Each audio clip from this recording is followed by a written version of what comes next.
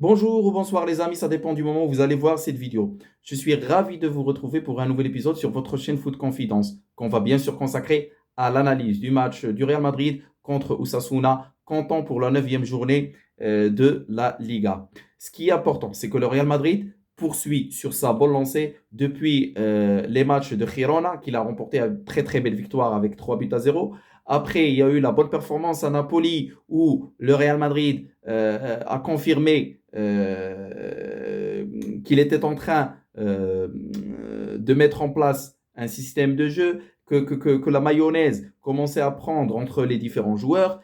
Et aussi, le match d'aujourd'hui confirme que les idées d'Ancelotti sont de plus en plus claires pour les joueurs et que le Real Madrid progresse doucement mais sûrement, qu'il y a une nette amélioration au niveau de la coordination des différents compartiments de jeu. Bien sûr, il y a des choses à améliorer et nous allons les aborder, mais globalement, le Real Madrid fait l'essentiel. Il arrive comme leader à la trêve internationale et lorsqu'on regarde le calendrier, on sait combien c'était important d'arriver comme leader, surtout qu'on va affronter dès le retour de la trêve, on va affronter deux déplacements périlleux, qui sont des déplacements à Séville, au Sanchez Pizjuán, et aussi un autre déplacement à Barcelone. C'est des matchs très, très, très importants, des matchs qui peuvent influencer soit positivement, soit négativement la saison des merengues. Et euh, il fallait arriver à la trêve comme leader et c'est chose faite. Pour revenir à l'analyse du match d'aujourd'hui, nous allons commencer par l'analyse du 11 titulaire choisi par Carlo Ancelotti pour affronter le match d'aujourd'hui. Dans les buts, il y avait Kepa Arrizabalaga. Kepa Arrizabalaga n'était pas vraiment mis à contribution par Osasuna, vu que le Real Madrid a dominé l'ensemble du match de la tête et des épaules. Donc pour moi, Kepa Arrizabalaga, il n'a pas eu grand-chose à faire. Il nous a sorti une parade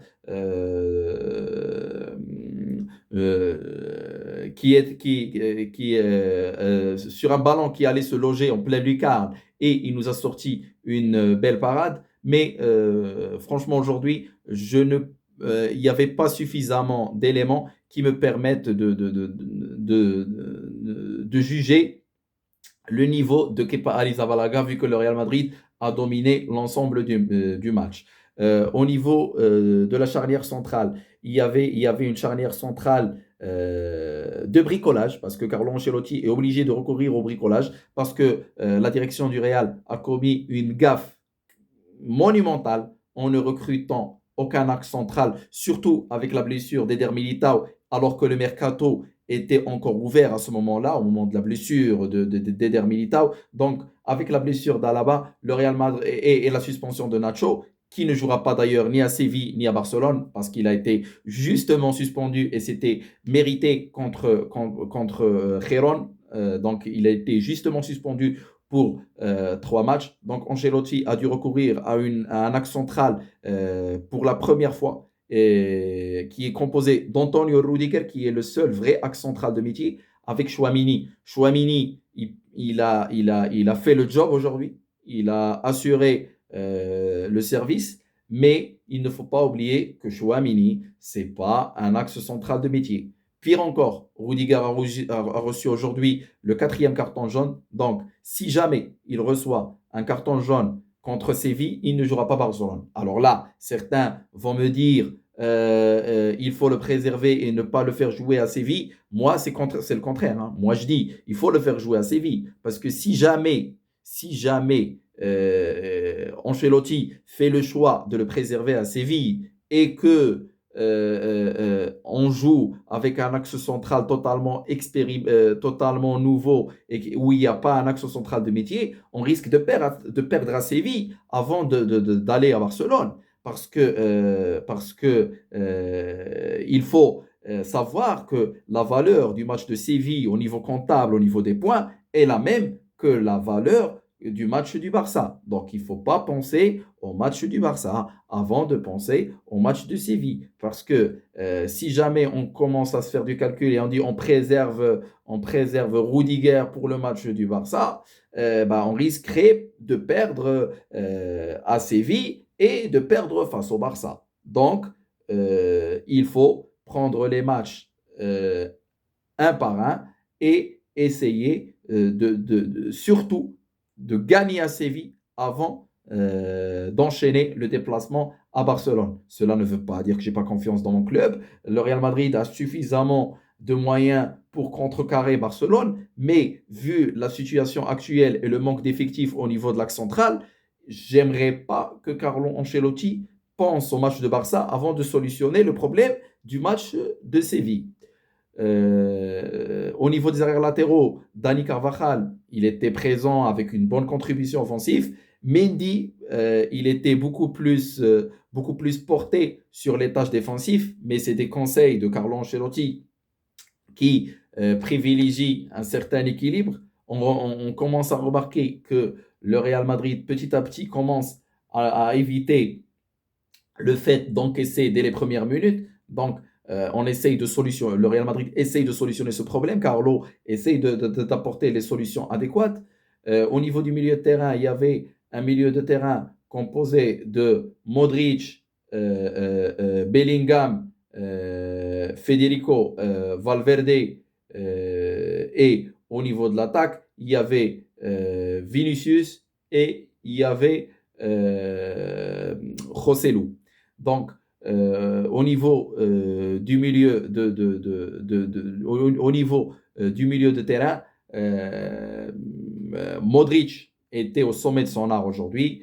Il a étalé la palette et sa créativité. Il nous a épaté encore avec comment il a réussi à trouver Carvajal, qui remise pour Jude Bellingham et qui marque le premier but. Après, c'était une possession du Real Madrid qui essayait de trouver une solution pour marquer le deuxième but, mais le bloc d'Osasuna a réussi à bloquer quand même le Real Madrid lors de la première mi-temps, mais c'était juste une partie remise parce que en deuxième mi-temps, Jude Bellingham, oh là là mon Dieu, Jude Bellingham, ce joueur, il est en train de démontrer que c'est la meilleure recrue de cette saison au niveau du football européen. Pourquoi? Parce que normalement, c'est un milieu de terrain avec un certain penchant offensif. Mais là, je dis chapeau, monsieur Carlo Ancelotti, parce que là, il nous a montré, ça c'est la touche et l'apport de Carlo Ancelotti. Il a fait de Jude Bellingham l'arme offensive principale du Real Madrid. À chaque fois, à chaque match, il profite que les attaquants, que les défenseurs de l'équipe adverse sont occupés avec Vinicius et sont occupés avec Joselu, qui font d'ailleurs un bon travail qui travaillent dans la profondeur, qui étirent les défenses, qui demandent le ballon dans le dos des défenseurs.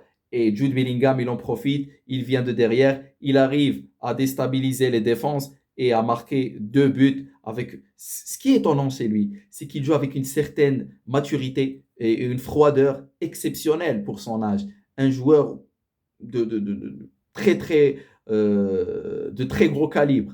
Et s'il commence comme ça au Real Madrid, l'avenir ne pourra être que radieux. Ce qu'on espère, c'est qu'il n'ait pas de blessure lors de la prochaine trêve internationale, qu'il n'ait pas de blessure avec la sélection des Three Lions et qu'il revienne en forme parce que tout le poids offensif du Real Madrid repose sur Jude Bellingham.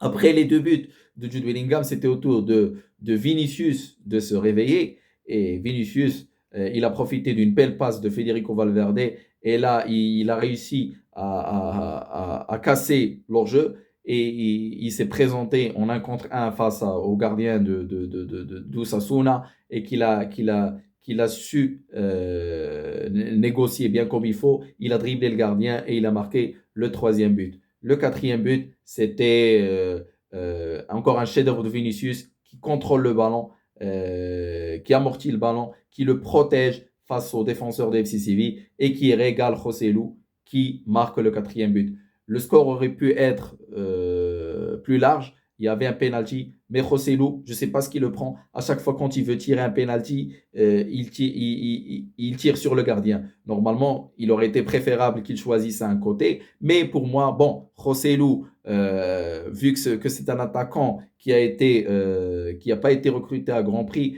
que c'est un attaquant qui est souvent utilisé comme